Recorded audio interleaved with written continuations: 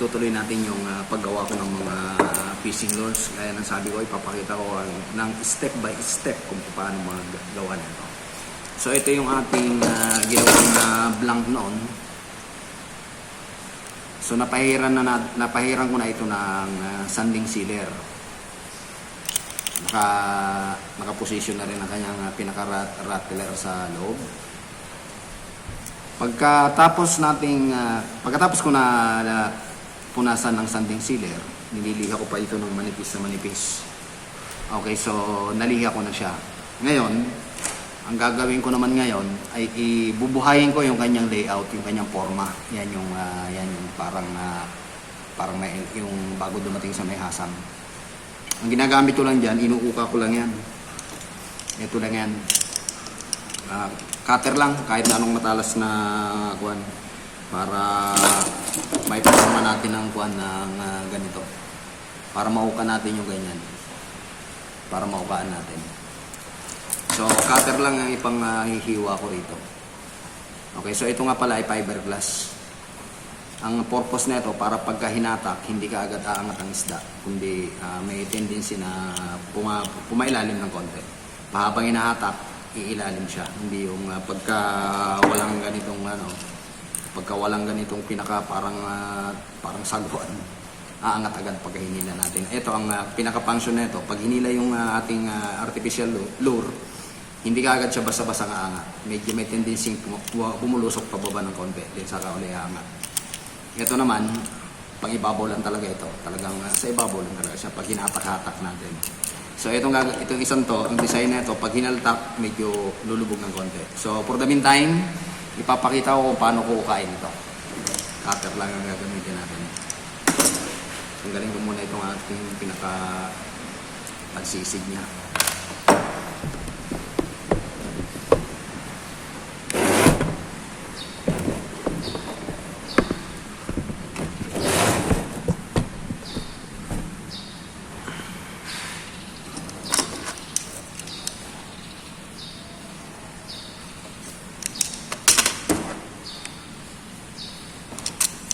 Sinusundan ko lang yung pinaka-layout.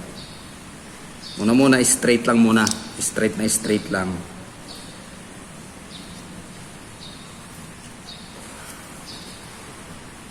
Dahan-dahan lang ang paghiwa.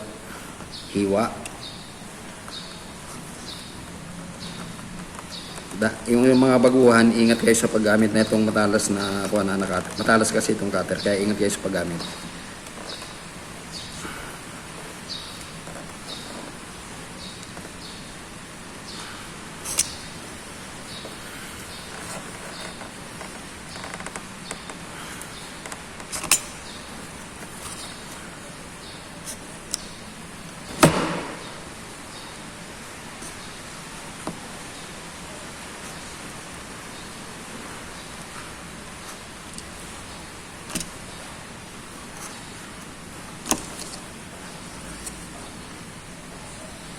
Pwedeng 2 beses nyo padaanan para mai-repair o maganda yung pagkaka-layout talaga.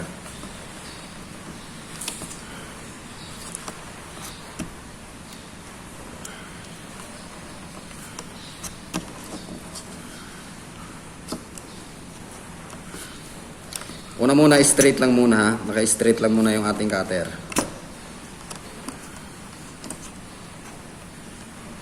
Then yung pangalawang pasada, medyo naka-slide na ng kaunti yung ating cutter, mga 45 degrees.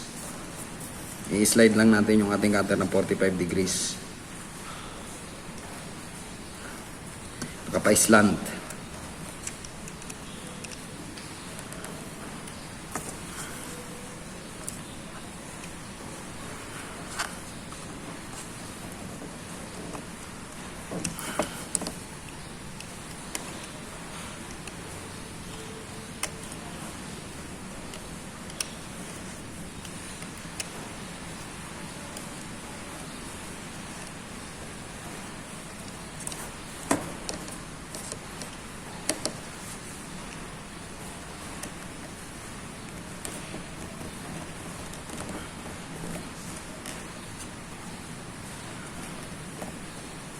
Medyo tiyagaan lang talaga ito. Hindi ito nakukuha ng mabilisang paggawa.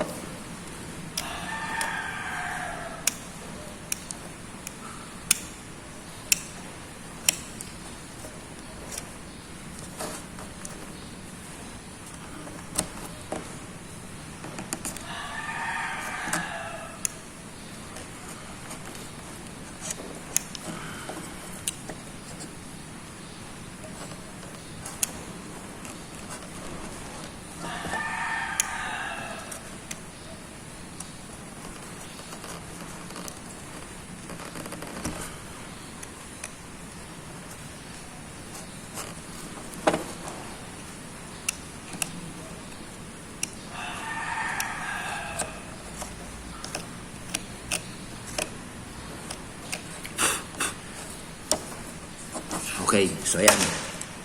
Naiporma na natin. Meron na tayong uka sa kuan sa kanyang layout. Din yung kabila naman. Itong mata, binabarinahan ko na lang ito. Barena na lang pinangano ko diyan, bubutas. Pagka sa tingin nyo medyo may sablay pa, pwede namang i-repair. Dandahanin lang yung pagre-repair para medyo maganda.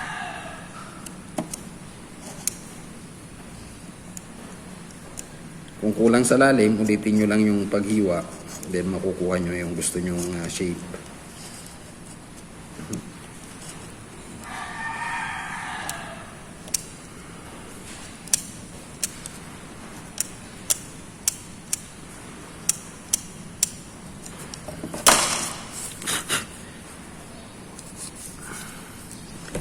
Okay, so yan. Meron ng uka. Naukaan na natin.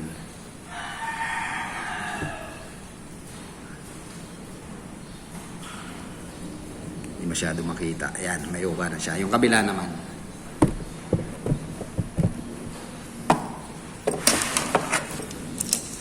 Una muna uli, straight lang ha. Straight lang yung ating cutter. Dahan-dahan ng pressure. Sundan lang yung layout.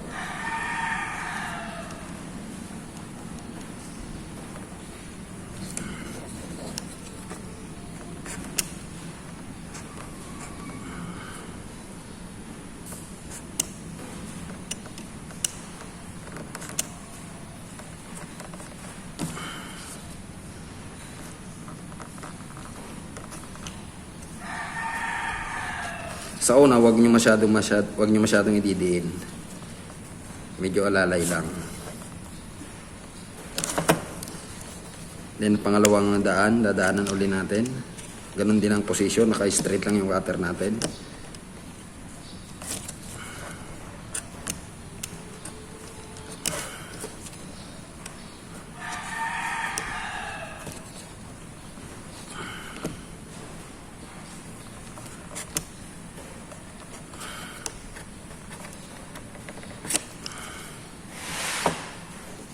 Then, ano naman ngayon, medyo naka-slide naman, naka-slant ng 45 degrees.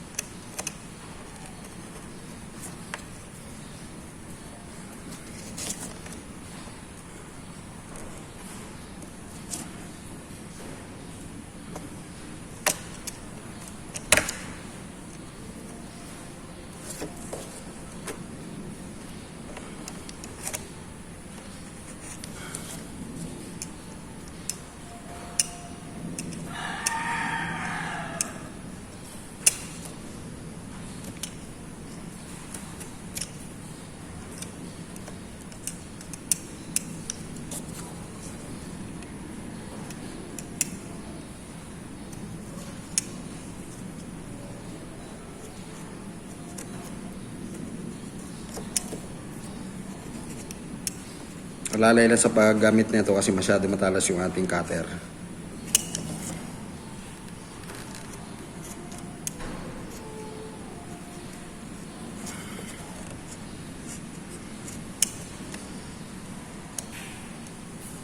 Yung ibang may tools, mas sandali lang ito gawin, kaya lang wala nga akong gamit.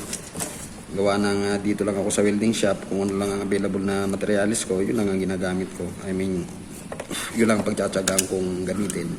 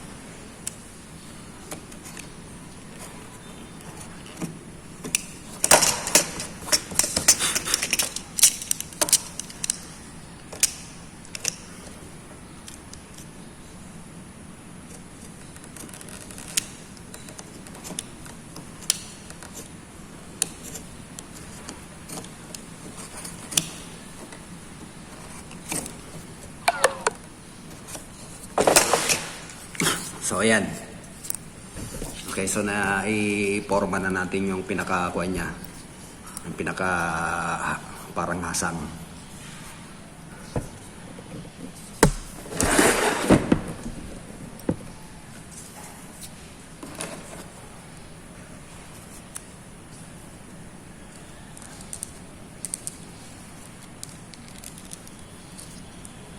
Okay, so na-forma na natin yung naukaan na natin. At ang susunod dito,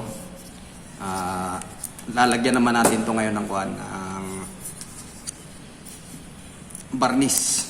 Ang problema, matagal na naman yon, 24 hours curing time na naman.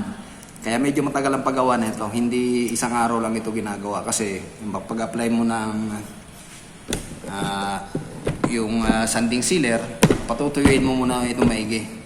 Nagpalipas muna ako ng 24 hours. Then, saka ako nag-layout ng ganito at inayos ko na rin yung pinakakuan niya. Yung kanyang panlagay dito sa unahan, di ko alam kung anong tawag dito.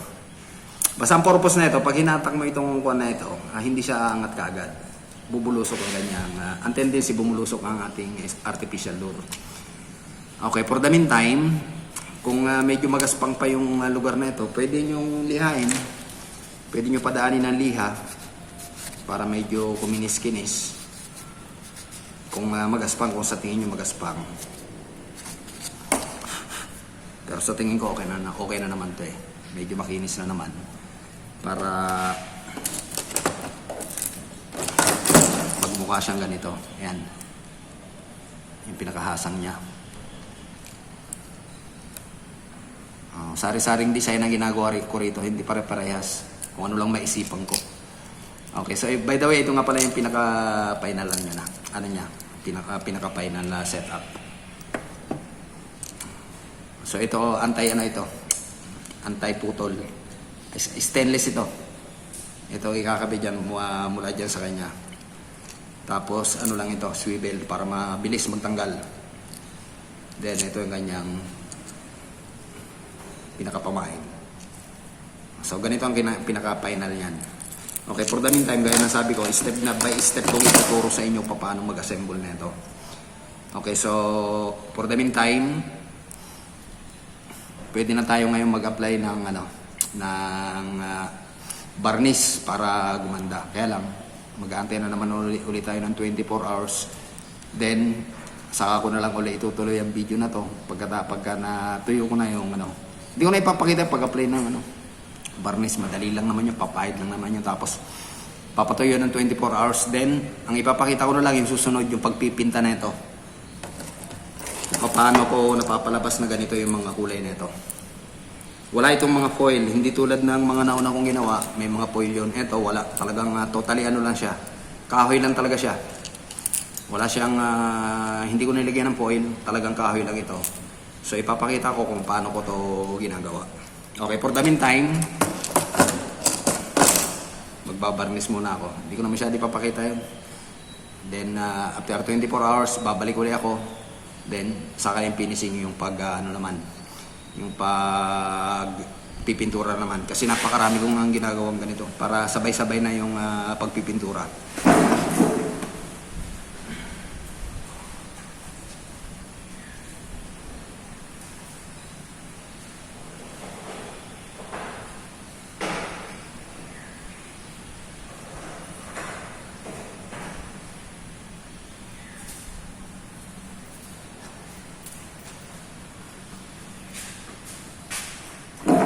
Ito yung sinasabi ko, napakarami kong mga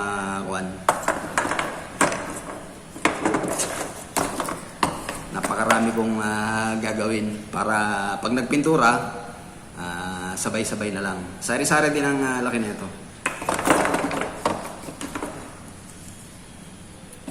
Ang ganito yung mga laki niyan.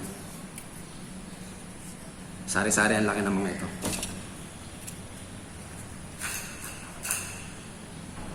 Mga blanco pa lang to.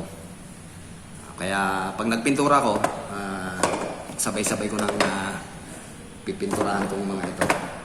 Kasi medyo marami na ito. Kasi kung isa-isa lang, sayang naman yung pag-prepare ng materyales. Okay, so saka na lang ulit at tutuloy ko muna yung pagpinis sa mga ito. For the meantime, itong mga ito, lilihain ko pa lahat yan, then sabay-sabay ko nang ipaprocess yung paglagay ng ng sanding sealer at saka yung varnish. Then pag nagpipintura na ako, saka na lang ulit ako babalik kung paano ko ito pipinturahan. Okay, so abangan nyo na lang ulit yung susunod na gagawin ko para makabuo ng mga ganito klaseng mga artificial lure. Okay, so thank you so much.